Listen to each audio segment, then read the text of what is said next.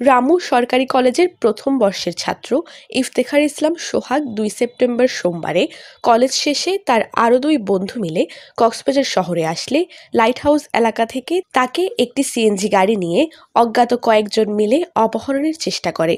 এ সময় তার সাথে থাকা সহপাঠীরা চিৎকার করলে স্থানীয়রা এগিয়ে এসে উদ্ধার করে।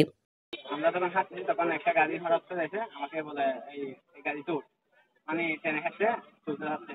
তখন আমি বলছি কি সমস্যা, বলছে তুই মেয়েটার সাথে এরকম করছিস, মানে তোর থেকে আমাদের সাথে যেতে হবে এরকম বলে টানাঘাটা করছে। বলে আমার বন্ধুরা আসছে আমাকে বাঁচাইছে, ওরা টানাটানি করতেছে। টানাটানি যখন করতেছে তখন আমার বন্ধুদেরকেও ওরা মাইর দিয়েছে, মেরে মেরে আবার এখানে আমি যখন চিৎকার দিচ্ছি স্থানীয় লোকেরা সবাই বের হয়ে আমাকে উদ্ধার করছে।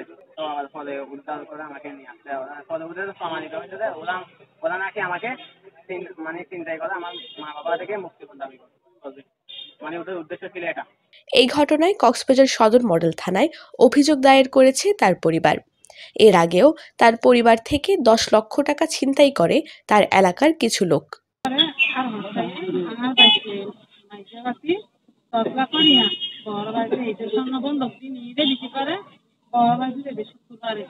ভুক্তভোগী পরিবার আইনশৃঙ্খলা বাহিনীর কাছে নিরাপত্তা চেয়েছে। News desk, TTN.